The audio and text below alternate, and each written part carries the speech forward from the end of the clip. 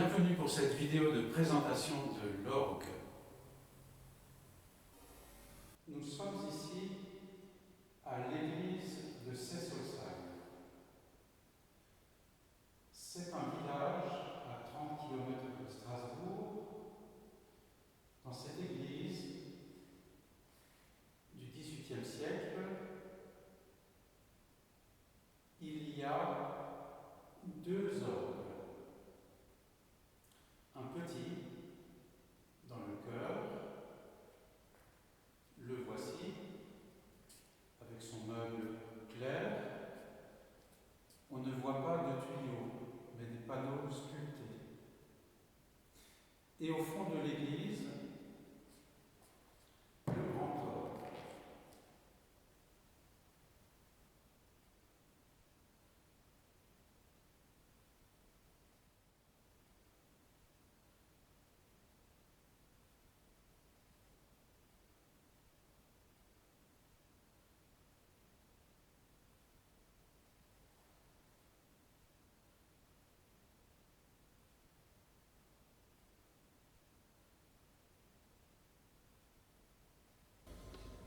On trouve des orgues dans les églises très souvent, mais aussi dans des salles de concert. Il y avait à une certaine époque des orgues dans les cinémas. On en trouve encore dans des écoles de musique, dans des conservatoires, et certaines personnes ont des orgues chez eux, à la maison.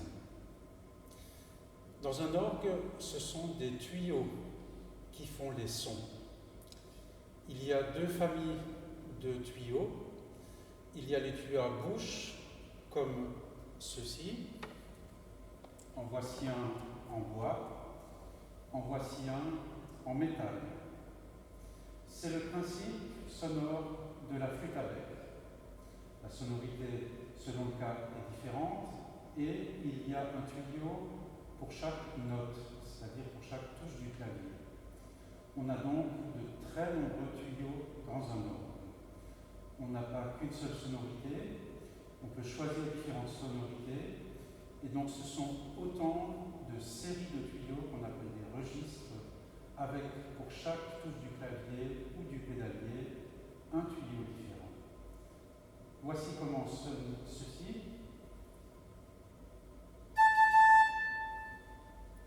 Celui en bois.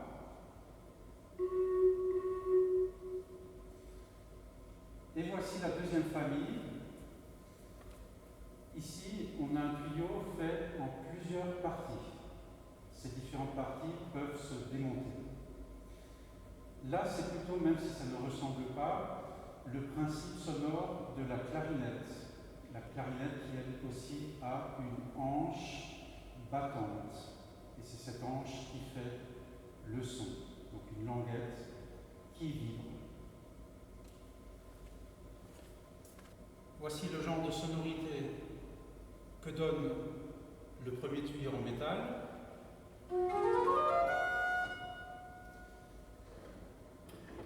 Voici le genre de sonorité que donne l'autre en bois.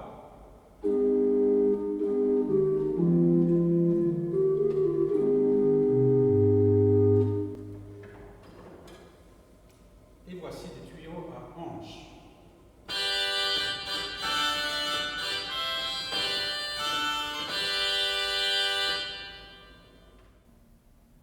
Les orgues sont en général différents les uns des autres. On peut avoir un nombre différent de claviers, on en a souvent deux, mais il y a des orgues avec un seul clavier.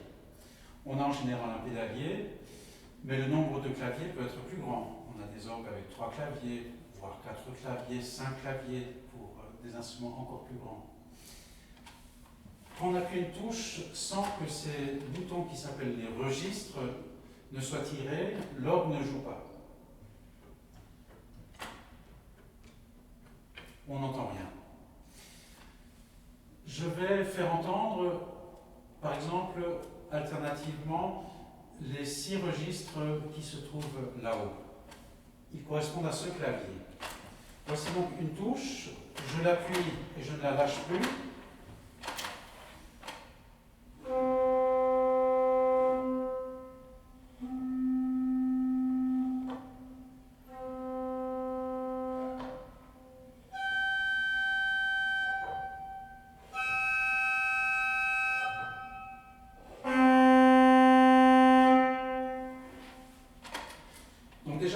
petit exemple, on se rend compte des nombreuses possibilités de sonorités différentes d'un orgue.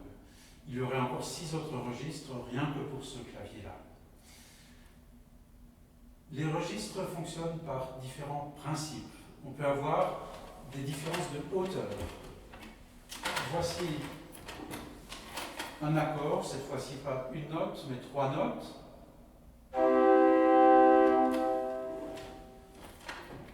Le même accord avec un autre registre. On entend que c'est la même chose, mais plus aiguë. On appelle ça une octave plus aiguë. Les tuyaux du deuxième registre sont 2 fois plus courts que ceux du premier.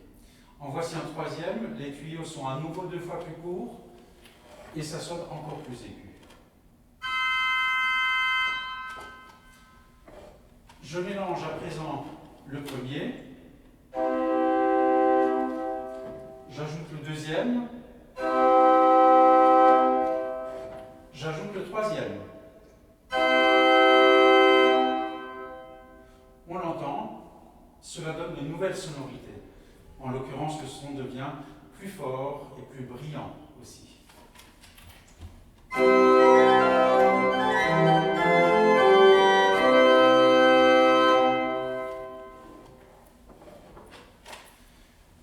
Les registres ont des étiquettes, on leur donne un nom. Certains noms sont tout simplement des noms d'instruments qui existent. On a sur cet orgue, par exemple, une flûte.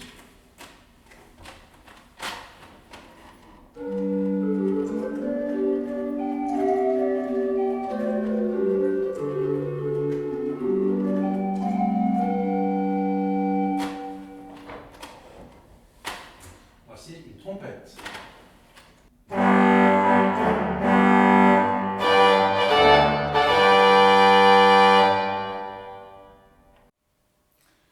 Je peux vous montrer un peu plus précisément le fonctionnement d'un orgue.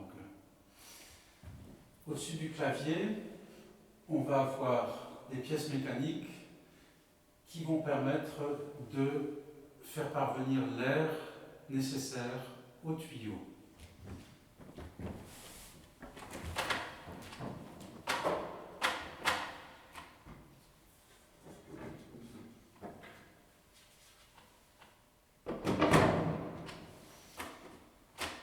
Cette partie est une partie importante de l'orgue qui s'appelle le sommier. Au-dessus seront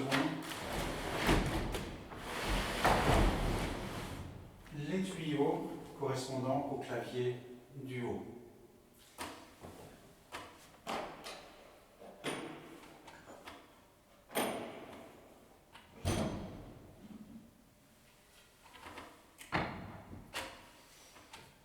Je viens d'ouvrir cette partie qui fait voir à présent les soupapes. Les soupapes, ce sont ces pièces de bois avec pour chacune un ressort. Ici, quand l'orgue est allumé, on a de l'air sous pression, l'air qui vient du soufflet. Et pour qu'un tuyau puisse jouer, il faut que le registre soit tiré, ce qui ouvre ce qu'on appelle des règles, qui sont tout simplement des planches avec des trous. Si le trou est aligné avec le tuyau, l'air peut passer. Mais il y a un deuxième obstacle qui est la soupape. Et la soupape est reliée à la touche. Si j'appuie des touches, on va voir ces soupapes descendre légèrement.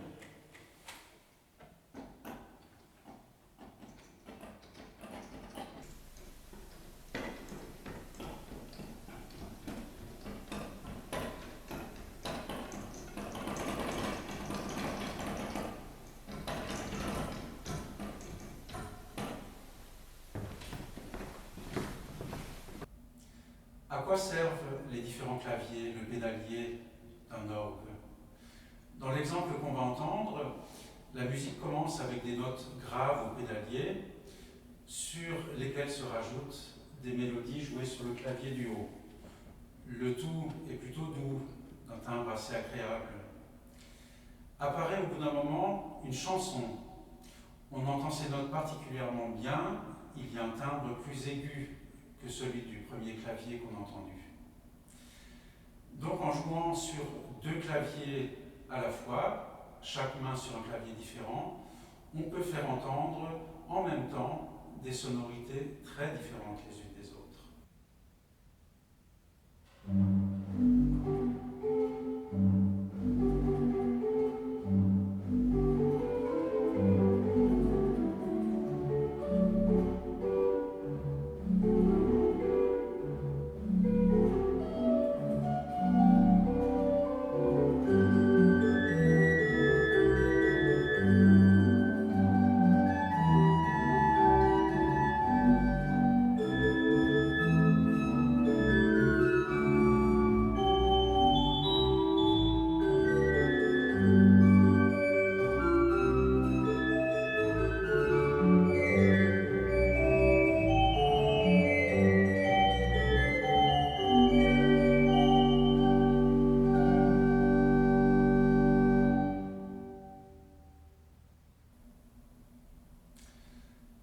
Avec un orgue, on peut, si on veut, jouer fort.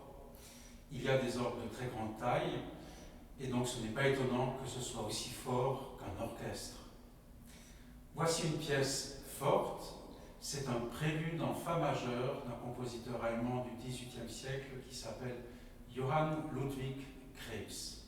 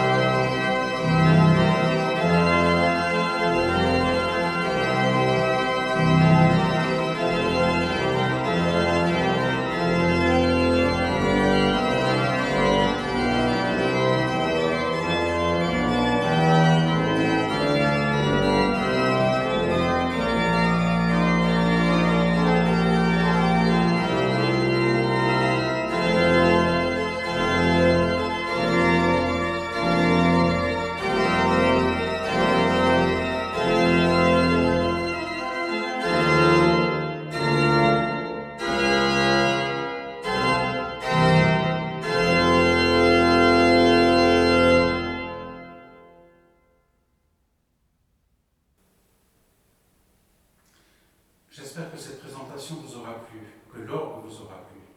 C'est vraiment un très bel instrument. Si on décide d'apprendre à en jouer, il faut savoir que c'est un peu plus compliqué que certains autres instruments. Pas d'apprendre l'instrument lui-même, mais si on apprend le violon, la clarinette, la flûte ou d'autres instruments encore, on a son propre instrument et on s'entraîne à la maison. Dans le cas de l'orgue, on a rarement un vrai orgue à la maison. Les premières années, on peut apprendre les bases du clavier sur un clavier qu'on a à la maison, ça peut être un piano ou éventuellement un clavier électronique. Et au bout de quelques années, 4 ans environ, là il s'agit d'apprendre le pédalier et donc d'aller régulièrement sur un vrai orgue. Cela peut être dans une église, si on s'est mis d'accord au préalable avec les gens qui s'en occupent.